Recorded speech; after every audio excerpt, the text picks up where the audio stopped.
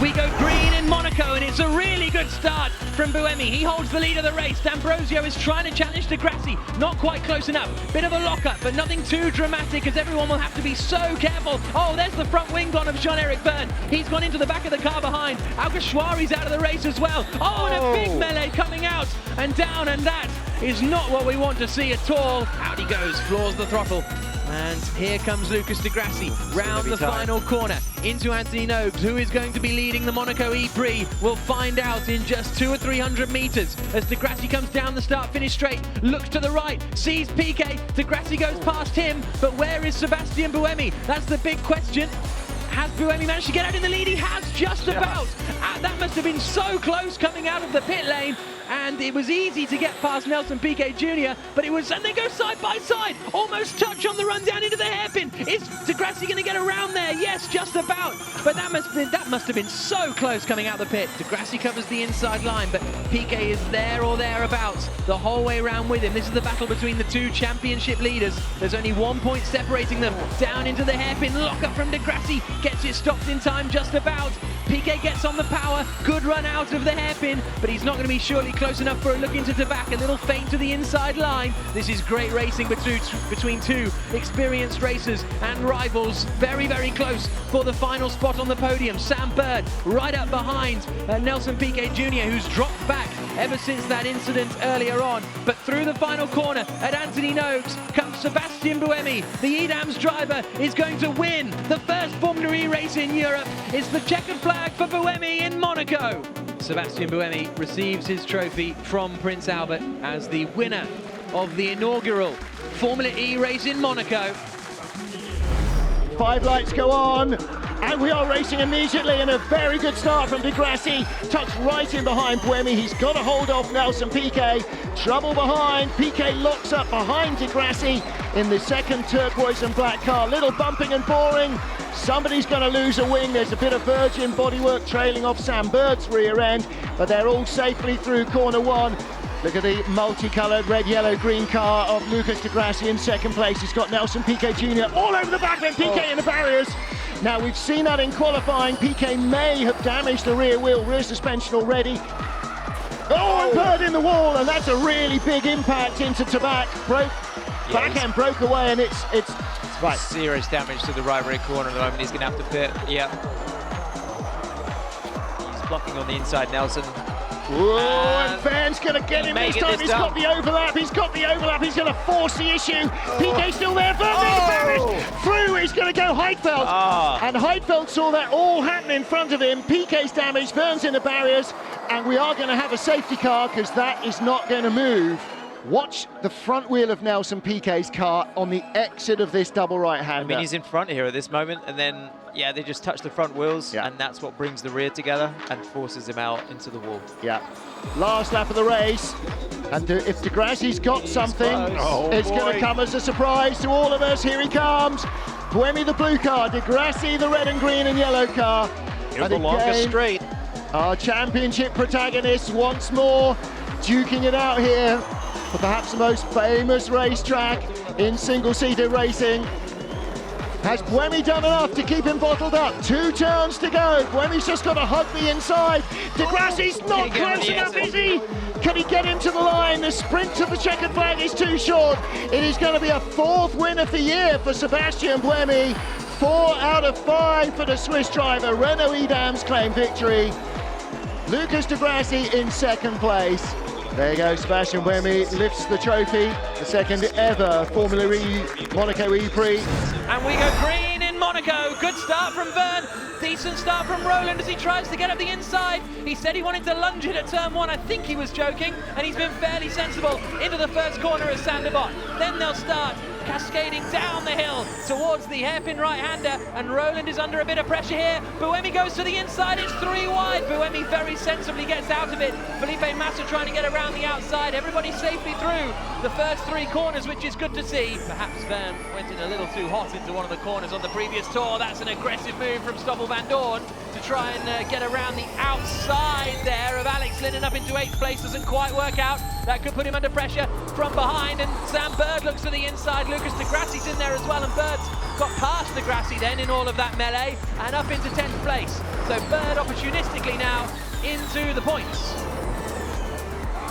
Here comes the Virgin car. Super late from Bird up the inside of Stoffel Van Dorn, and that's 9th place now. Bird has these races, doesn't he, where he is just on a mission, and that is what he is doing now. Van Dorn is getting held up here. De Grassi's going to try and go around the outside. Is this going to be into the wall? No, he's done it. What a move from Lucas de Grassi. Bird again. Bird again, this time scything up the inside of his former teammate Alex Lynn and up into 8th place. He wasn't even on attack mode, and then to the outside on attack mode goes Lucas de Grassi. Is this one going to work out for him as well? Yes. It's going to push him. He's done it twice now, Lucas de Grassi. He likes that little move coming down into the first corner. They're still there. De Costa almost gets put in the wall. That would have been a bit of a Larry moment indeed as they come down into the hairpin again. Oh, round the outside, slam! Slam, bam, and that's de Grassi out. What happened there? It looked like Sims cut across. I don't know if Sims got hit. Sims goes to activation zone. de Grassi's car's in all kinds of trouble. Yeah, the race is over for de Left Grassi. front suspension damage. Vern leading, but he is only a matter of 0.3 of a second ahead. Verline to the outside. Can't do it. Nice hit him again. It's 2 laps in the row. He's just giving him a little Roland tap. so close. Coming down into turn 3 for the lead of the race. But Vern just covering the inside. That was contact between 3rd and 4th. That noise you heard. Massa might not make it to the end of the E-Prix. Vern's on 1% as well. Towards the final corner they come. Crunching into the back. Verline goes for it, he can't do it. Vern comes out of the final corner. The streak is over. Vern wins for the 2nd time this season in Formula E. The trophy to Jean-Eric Vern. The team delighted. It's a lot of wheel spin for Pascal Wehrlein further back, and Evans has got a good getaway. He might have the inside coming into Sandevot. Locks both his front wheels. Fries tries to hang it around the outside and keeps 2nd position. Everybody else steaming in. Ras, they're 3 wide. Coming up through Beau Rivage, they're still 3 wide. Everybody makes it through safely. Meanwhile, Roland is attacking Gunter. Now we're into the hairpin, and everybody is safely through as well, but I think someone's off. Oh, and there's a contact there. That is Sims in trouble. There's also someone off at Mirabeau. Yeah, Sims got checked up a little bit, got run up in the back, I think one of the Porsches, and you see the damage to Sims's Mahindra is substantial. There's the look from Vern. Vern is going for Evans round the outside at the New Nouvelle chicane, and Vern gets through, and De Costa's going to get caught up in that. Evans goes straight across. Now I think he'll have to give that position back, surely. They're going to go side by side into to back. And Evans comes out in front, and Gunter takes advantage and gets past Jean-Eric Vern. Brilliant wheel-to-wheel racing on the streets of Monaco. Evans to the outside, Frines on the inside into Sandevot. Evans sweeps through, up into 2nd position, and he's still got 2 minutes of attack mode remaining. He's going to be all over the back of De Costa. He's going for it now. Oh, what a move! Evans up through Beau Rivage, takes the lead of the Monaco E-Prix. Absolutely outrageous stuff from the Kiwi. He clearly had his bravery pills this morning, did he not? Final lap, coming down into the New Nouvelle chicane. De Costa to the outside and to the lead. All locked up, gets it stopped. De Costa takes the lead on the final lap. The DS Techeetah driver hits the front. The reigning champion is going to secure his 1st win of the season. Robin Fries is going to try and take 2nd because Evans is going to be so close, so marginal getting to the end. Jean-Eric Vern is involved as well. Fries to the inside. They bang wheels. Evans cuts across. There's a crunch of carbon fibre.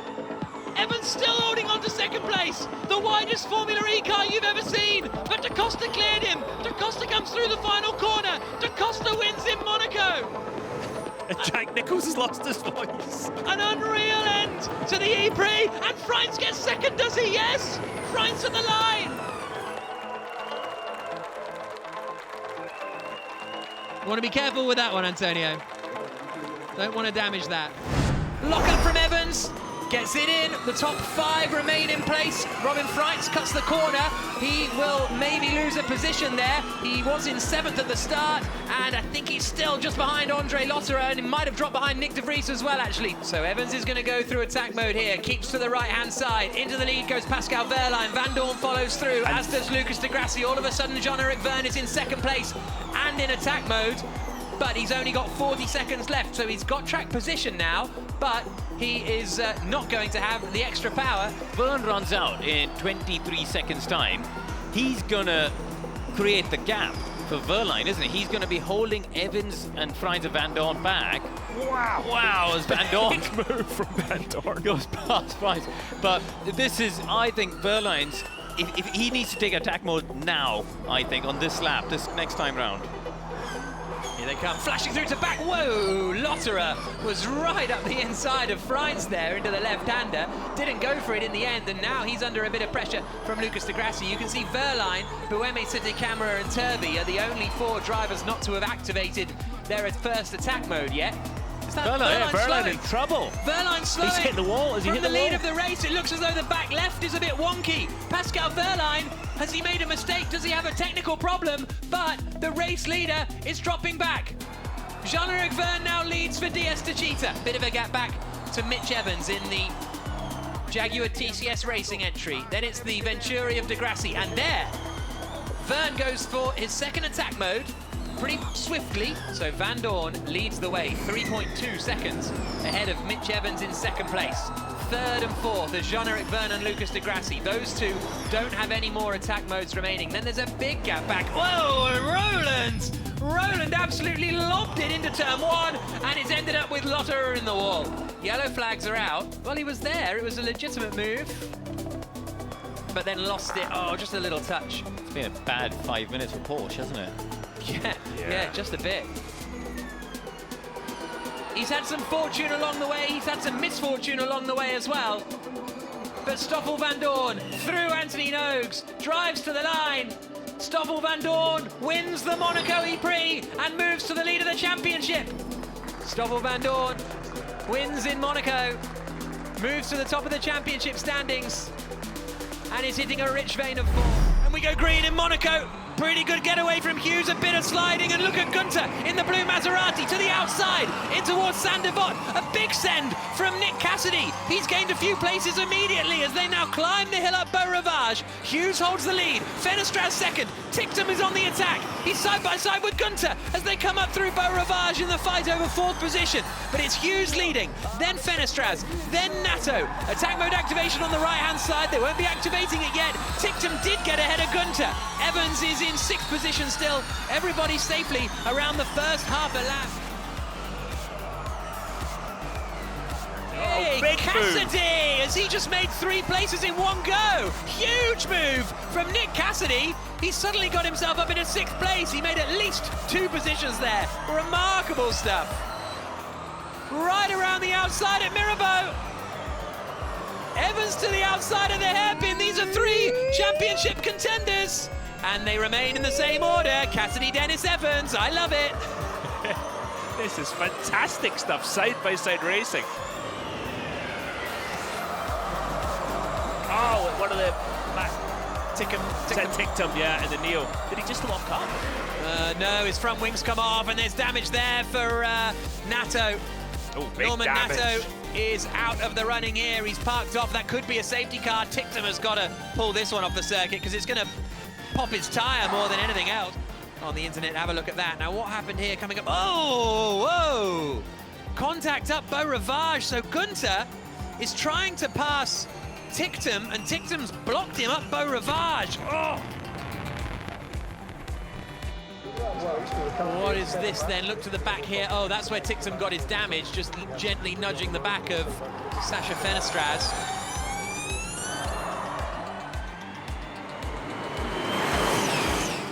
Last lap, they all did their own personal best laps of the race.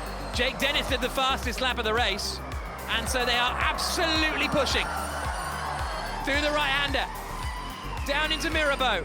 This is the point of the lap where Mitch Evans is better. Oh, Muller. Big Muller, shot. that could be it. Safety car out right at the end of the race because of the accident for Nico Muller.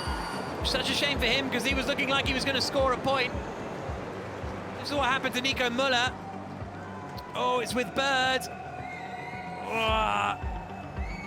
Tough one that, Dario. Yeah, it looked like Sam was down the inside, but and you see it hit the curb, and that caused him to jump into Muller. Here comes Cassidy through the final corner now. The checkered flag is there. Cassidy wins in Monaco and moves to the lead of the Formula E World Championship. There's the winning trophy handed to Nick Cassidy.